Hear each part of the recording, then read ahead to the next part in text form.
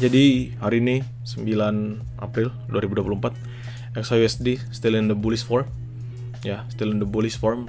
Walaupun kalau misalnya kita ngomongin dari time frame H4, it's actually consolidating kembali ya. Ini kembali compression harusnya.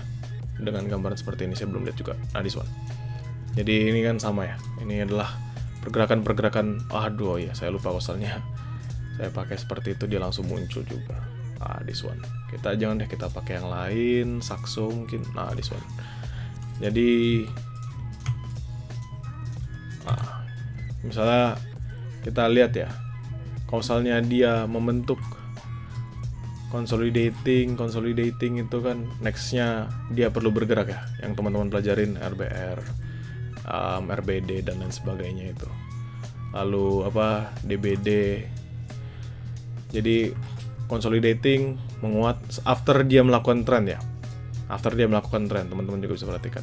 After dia melakukan trend. Dan ini juga terjadi ketika mengalami penurunan. Jadi ketika dia mengalami trend, dia consolidating. Dan saat ini consolidating. We never know. Nggak ada yang bisa tahu. Nggak ada yang bisa jelaskan kepada teman-teman apakah dia akan lanjut naik atau lanjut turun. Nggak ada. Termasuk saya sendiri. Yang bisa kita lakukan apa? Forecast. Kita bisa memperkirakan. So, we go back ke Owanda. Seperti area yang biasa kita analisis. Teman-teman bisa perhatikan another compression ya. Kondisi saat ini masih tertahan cukup lama. Kita lihat di daily. Kalau teman-teman lihat di daily, sebenarnya it's a strong bullish. Ya, it is a strong bullish. Saya sudah sampaikan dari kemarin bahwa XAUSD masih strong bullish, tapi tetap ada potensial dia perlu makan retracement. Nah, kondisi sekarang bagaimana? Kondisi sekarang adalah kita punya zone 2354, 2348, which is harusnya 2348 ini sudah cukup usang karena di hit kemarin. Ya, sorry tadi pagi, Selasa, di hit, terus di hit lagi di sini. Jadi bisa diturunkan. Kita cari area premiumnya, kan kita mau nge-sell. Misalnya kita mau nge-sell, maka kita harus cari area premiumnya. Ini adalah 2350. Panjang ya? Lebar ya areanya. 2354, 2350. Hanya untuk area sell. Ini adalah area supply zone, teman-teman sekalian. Kenapa dibilang area supply zone? Jelas karena ini termasuk area di all time high-nya. Kita nggak punya lagi catatan dia setinggi apa, nggak ada. Kecuali kita analisisnya menggunakan indikator-indikator yang mungkin tidak lagging, misalnya pakai Ichimoku Cloud, that's actually possible. Tapi kalau saya sendiri bisa bilang bahwa paling tinggi adalah 2354 untuk saat ini. Paling tinggi 2354. Artinya apa? Artinya 2354 ini menjadi area sell yang paling optimal. Ya, menjadi area sell yang paling optimal untuk kita. Oke, saya ulangin sekali lagi, menjadi area sell yang paling optimal untuk kita 2354. Dan yes, kembali bahwa tadi ada resisten minor. Kenapa minor? Karena baru terjadi di hari ini aja, 2 kali di hit tapi nggak berhasil di break, yaitu 2348. Jadi teman-teman tetap bisa juga memperhatikan 2348 ini. If 2348-nya breakout, kan simpel ya. 2348-nya breakout, maka dia lanjutnya sampai ke 2354. Jadi 2348 ini adalah sell high risk. Ya, 2348 ini adalah sell high risk di hari ini. Tapi saya nggak akan take it for granted. Jadi saya akan menunggu aja. Dengan conditionalnya adalah 2354 untuk sell optimalnya saya sendiri.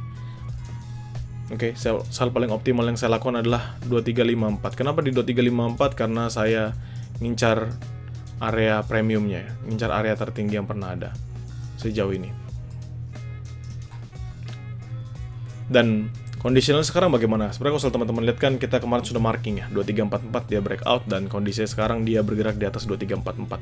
Artinya 2344 ini bisa menjadikan patokan, terutama untuk kita trade di hari ini. Jadi sama ya, jaraknya atas bawah teman-teman lihat 40 pips, tipis sekali. Ya, tipis sekali ini benar-benar jaraknya. Hanya 40 pips naik ke atas 2348, drop ke 2344. Itu nggak gitu lebar, jadi kalau misalnya teman-teman mau lebih sabar trade-nya, teman-teman bisa tunggu momentum nanti di jam 2, di jam 3 ketika market sudah mulai bergerak signifikan. Tapi untuk sejauh ini, saya sendiri masih akan menunggu ya. Dan area oke selanjutnya adalah di 2337. Ini adalah area kemarin yang kita sudah marking juga, dan teman-teman bisa perhatikan bahwa dia mampu untuk mempertahankan zone yang cukup signifikan ya. Jadi dia membentuk order block di bagian sini, mempertahankan zone sebelum dia melanjutkan peningkatannya. So 2344 ini sebenarnya bisa dilepas kalau misalnya kita nggak mau bahas, Tapi menurut saya sendiri it's still valid zone, valid price untuk bisa di entry. Jadi bagaimana sekarang kondisionalnya? Yang saya lakukan sekarang adalah sama, saya masih tetap akan sell. Ya, masih akan, walaupun trennya bullish ya, saya bilang kepada teman-teman, trennya bullish, tapi saya secara teknikal masih tetap akan sell dengan tetap nge-hold buy yang saya miliki, which is kemarin saya sudah hold lumayan dalam ya, which is di 2319. Teman-teman sudah lihat sendiri, saya hold di 2319, saya sudah share di dalam grup. Kenapa saya entry buy di area bawah? Karena tadi untuk menyentuh the new ATH lagi, ATH baru lagi, hal terbaik adalah ketika kita bisa entry di harga diskon. Ya, jadi harga itu ada dua teman-teman ya. Kalau misalnya teman-teman pelajari, ada premium dan harga diskon. Selama teman-teman masuknya di harga diskon, which is itu 50% dari, kalau tarik dari Fibonacci, so it's 50% dari area teratas ke tengah. Jadi teman-teman dapat tengah ke bawah, itu adalah area diskon.